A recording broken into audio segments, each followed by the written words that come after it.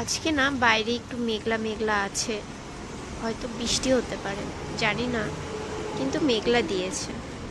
আর দেখো স্কুলের বাসগুলো এখন যাচ্ছে, কত বাস যাচ্ছে না। চলো খেয়ে নিই, আমি আমার খিদে পেয়ে গেছে কিছু, তারপরে এডিটিংয়ে বসবো। সোনামা ঘুমিয়ে আছে। Hi, good morning, welcome back to my channel. আমি মৌসুমি, আমার নতুন একটা ব্লগে তোমাদের অনেক অনেক স্বাগত। ঘড়িতে এখন বাজে হচ্ছে সকাল 7টা। আমি সকালবেলা ঘুম থেকে উঠে গিয়েছি, অনেক সকালে উঠেছি, তো ঘরের সমস্ত কাজ করে নিয়েছি, তারপরে ফ্রেশ হয়েছি। এখন খেয়ে নিচ্ছে হচ্ছে বাদাম আর একটা কলা। সকালে আমি এটাই খাই, তো হচ্ছে এখন খেয়ে নিই। আনভি ঘুমিয়ে আছে, আনভি ওর বাবা ঘুমিয়ে আছে, আমি বসে আছি। বাদামটা খেয়ে তারপরে হচ্ছে ভয়েস রেকর্ড করব। সকালবেলা ভয়েস রেকর্ড না করলে তো সারাদিনে আমি আর করতে পারি না, তার জন্য। তো আমি এখন মানে বাদাম আর কলাটা খেয়ে ভয়েস রেকর্ড দিয়ে চলে এসেছি ছাদে ওই জামা কাপড়গুলো মেলতে। সকালবেলা ধুয়ে দিয়েছিলাম জামা কাপড়গুলো। সকালে জামা কাপড় না ধুলে না পরে শুকোয় না, তার জন্য। তো আনভিও উঠে গেছে, ও আমার সাথে সাথে চলে এসছে ছাদে। তো কালকে না খুব বৃষ্টি হয়েছিল, তাই ছাদটা একটু ভিজে আছে। তো দেখো আমার আনভিকে কত দুষ্টু।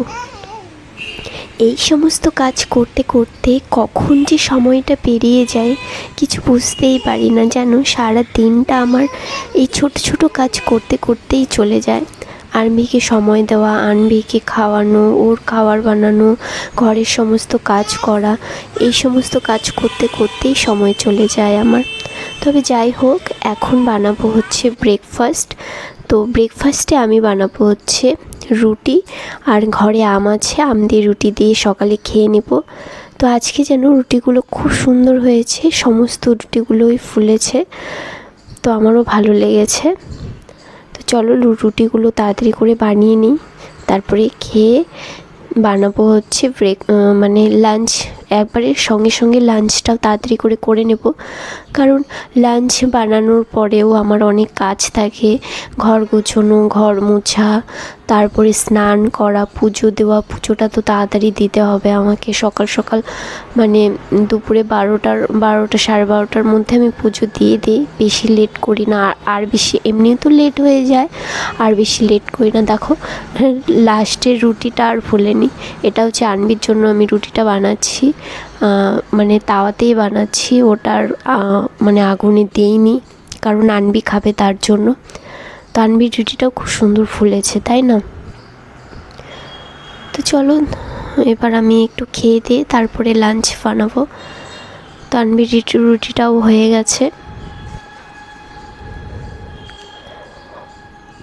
এরপরে হচ্ছে লাঞ্চে বানিয়েছি হচ্ছে এটা পটল দিয়ে আর একটু মশলা দিয়ে বানিয়েছি, অল্প করেই বানিয়েছি, আমরা দুজনেই খাবো তার জন্য অল্প করে পটল। এটাকে কি বলে রেসিপির নাম সেটা আমি জানি না জানো, কিন্তু আমার খেতে ভীষণ ভালো লেগেছে। এবার মানে বিটু খুব ভালো পেয়েছে, বলেছিল খুব ভালো হয়েছে রেসিপিটা। তো তোমরা যদি এই রেসিপিটা মানে চাও, তাহলে আমি কমেন্ট করো, অবভিয়াসলি আমি পুরো রেসিপিটা দিব। তো এটা আমি মানে এই রেসিপিটা আমি পুরোটা শ্যুট করতে পারিনি, কারণ মোবাইলে চার্জ ছিল না, চার্জে বসিয়েছিলাম মোবাইলটা, তার জন্য শ্যুট করতে পারিনি। তো ভীষণই টেস্ট হয়েছিল, আমি অল্প করেই বানিয়েছিলাম, কারণ আমরা দুজনেই খাবো তার জন্য।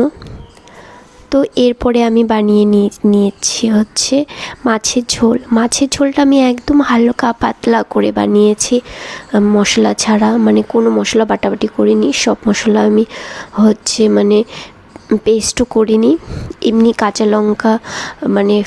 কাঁচা লঙ্কা জিরে দিয়েছি, আর হচ্ছে একটু হালকা জিরে গুঁড়ো আর একটু ধনে গুঁড়ো দিয়ে, আর হলুদ, আর হচ্ছে একটু মানে কাশ্মীরি লঙ্কার গুঁড়ো দিয়ে বানিয়েছি, একদম হালকা পাতলা, কিন্তু খেতে হয়েছিল অসাধারণ। এই রেসিপিটা, পুরো রেসিপিটা আমার শর্ট ভিডিওতে আছে, তোমরা দেখে নিতে পারো।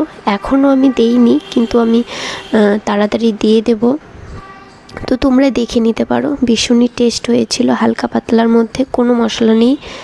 যেটা কালারটাও কত সুন্দর, আমি তো ভাবতেই পারি নাই যে মশলা ছাড়া তরকারি কালার কেমন আসবে।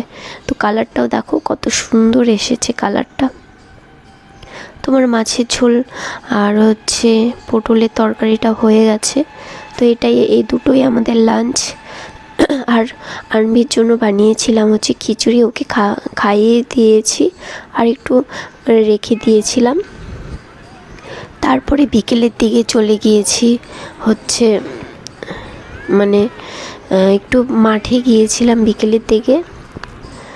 তো দেখো কিভাবে আনভি মাঠে খেলছে।